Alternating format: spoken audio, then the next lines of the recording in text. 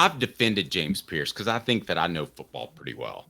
I think that I know that James Pearce is a versatile athlete and that James Pearce is a guy that has continued to pressure the quarterback to some extent. And we can look at stats, but really, when I say pressuring the quarterback, I mean the offense has to be aware of you.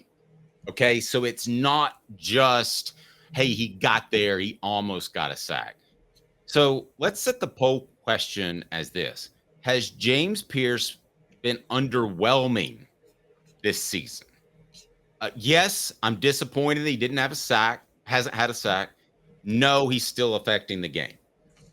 So that's been my stance. And while Caleb puts that up, I want to bring up some pro football focus numbers. Now, the biggest number that you need to be aware of, there are two, is that James Pearce was projected in the offseason as the number one player in the NFL draft. Okay. Now, that was just, 4 months ago? Now he's projected as the number 15 player in the NFL draft. Now, I'm not questioning pro football focus. However, you and I both know, Caleb, that chances are a quarterback's going to go number one. We said that at the time. Sure, there have been times where an edge rusher is that elite and he goes number one, and Pearce may be that guy, but I think he's a little light.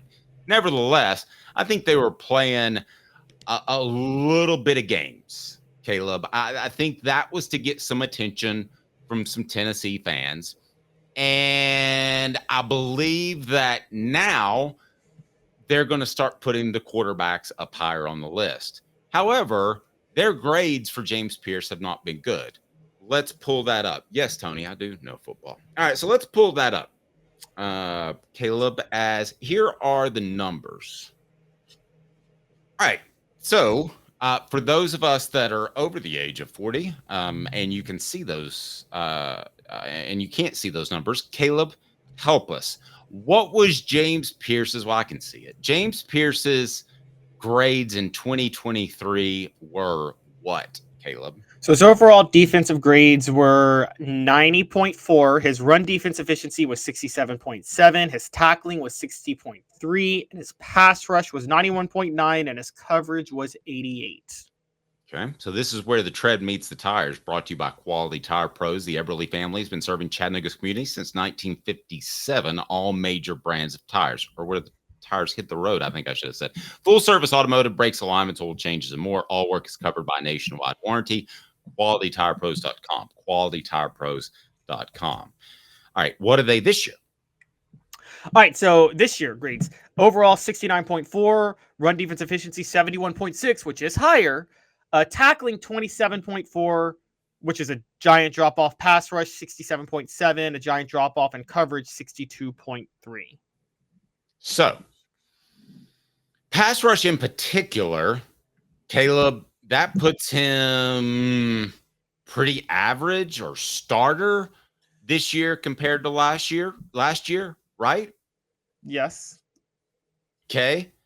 What other grades stand out to you? The tackling to me is a little odd. I don't understand how you would forget how to tackle, but that's way down according to Pro Football Focus. What else stands out to you about those numbers? What stands out to me about these numbers is the one that obviously is the biggest standout is the pass rush drop off more than anything else, because it's 91.9 last year to 67.7 this year. But I'll let you finish your take because, Dave, I'm not going to unleash on Pro Football Focus, but I am going to say why you're wrong in a second. Okay, I'm up for that. So it's right at 50-50. He's underwhelmed. He hasn't had a sack. And then, no, he's still affecting the game. So, Caleb, give me your take on Pro Football Focus. Okay, I'm going to pull this down. Well, no, should I pull this down or leave it up? What do you want me to do? Go ahead and pull it down. Okay. And I like Pro Football Focus, but here's the problem with talking ball going beyond anything else. And you know this, Dave, is all analytical measures in football have to be taken with a grain of salt. They're very hard to quantify, more than any other sport. Okay. One of the things Pro Football Focus does and I understand why they do this for edge rushers. One of the things they grade is they don't just give you points for a sack or a hurry or a knockdown or a hit or anything like that. They also grade you based on how quickly you did it.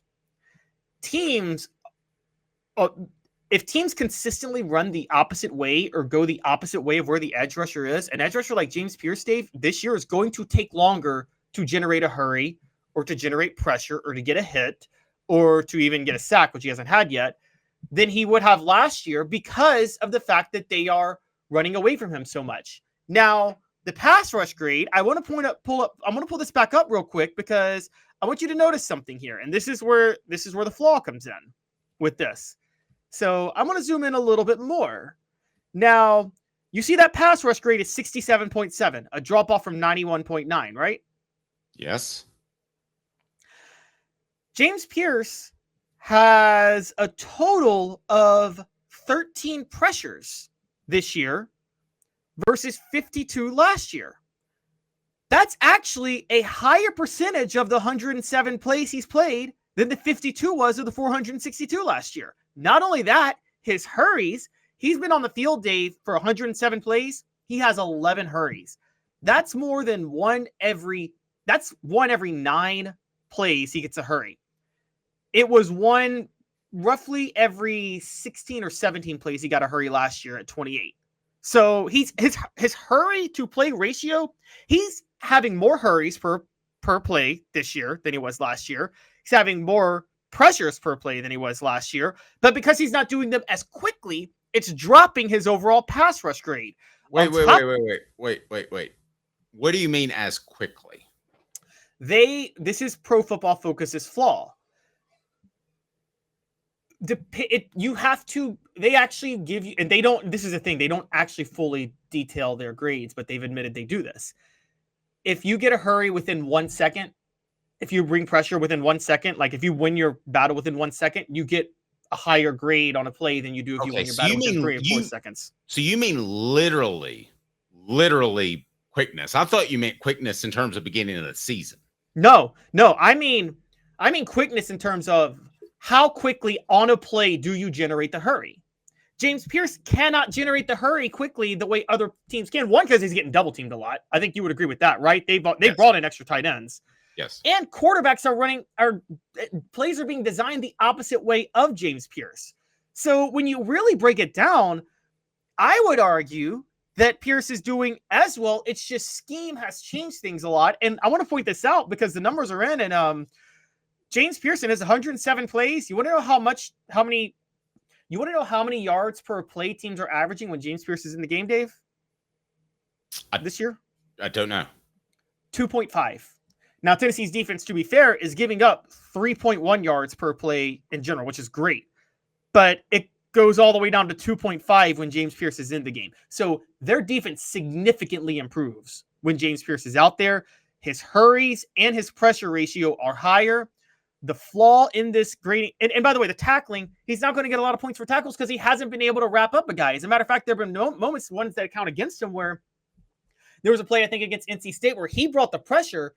Omar Norman Locke got the sack. That's going to count against his tackling grade, which I think is a flaw by PFF. So, again, I don't think this is as big of a deal. I think this shows a flaw in the PFF system. Not to say that's a bad system, but there's things they can't quantify, and this is one of them.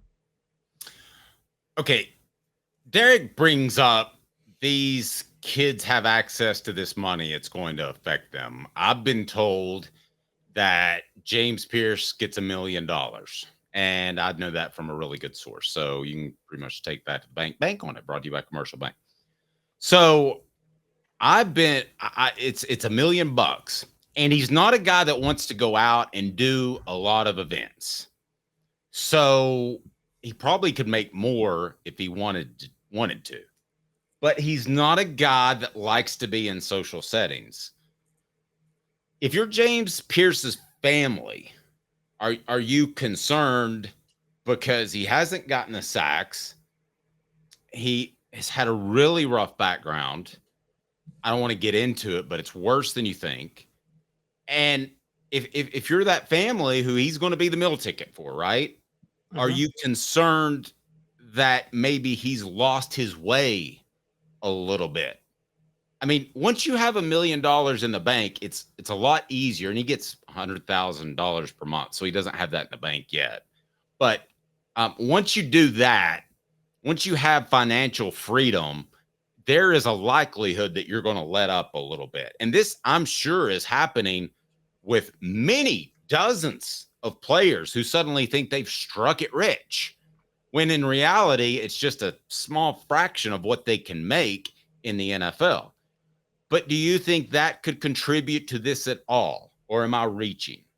I think if it contributes to it, it's because of the lack of research that analysts are doing that draft analysts are doing and the things he's hearing. And I hope he's not, because James Pearce should not feel bad about the way he's played it all this year to this point. He's done everything right. And I will say, I spoke a little bit out of turn. He has actually, based on some PFF grades, missed on some tackles. But one of the reasons I think there's twofold for that.